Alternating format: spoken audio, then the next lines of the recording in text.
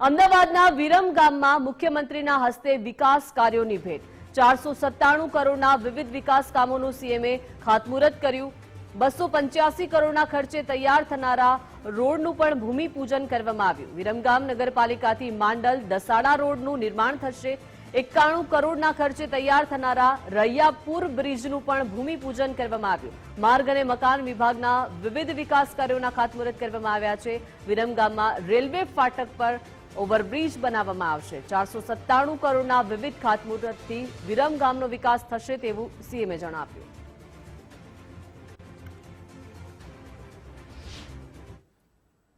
વિરમગામ માંડલ દેત્રોદના આખા વિસ્તાર માટે આજનો દિવસ એ વિકાસ ઉત્સવ બન્યો છે।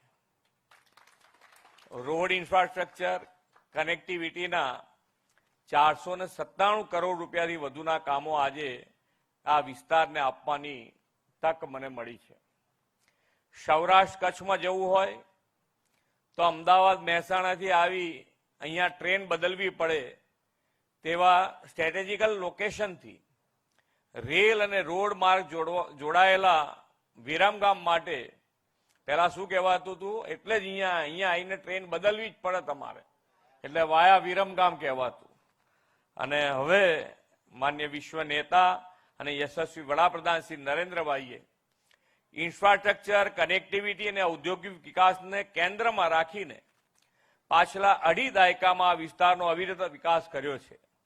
શ્રી મોદી સાહેબના આગવા વિઝનથી વાયા વિરમગામમાંથી હવે gateway to the Saurashtra Kutch આ નગર બની ગયું છે। 25 વર્ષ પહેલા જે વિસ્તારો ખારોપાટ, ચુવાડ અને ખાખરિયા ટપ્પો કે ગાંડા બાવળનો પ્રદેશ કહેવાતો તે આજે વિકાસની નવી ઊંચાઈઓ પાર કરી ગયો છે। જો વિકાસ માટે પ્રતિબદ્ધતા હોય, છેવાડાના માનવીના હિતના સંકલ્પ સાથેનું નેતૃત્વ હોય તો કેવું પરિણામ આવે તે શ્રી મોદી સાહેબના નેતૃત્વમાં દેશ અને દુનિયાએ જોયું છે।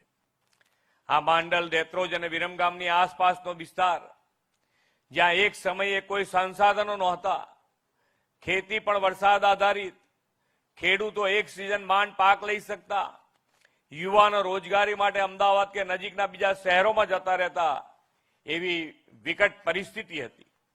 શ્રી મોદી સાહેબે આ વિસ્તારમાં નર્મદાના નીર પહોંચાડીને પાણી આપ્યું, જ્યોતિર્ગ્રામથી 24 કલાક વીજળી આપીને રોડ રસ્તાનું સુધાર માળખું તૈયાર કર્યું।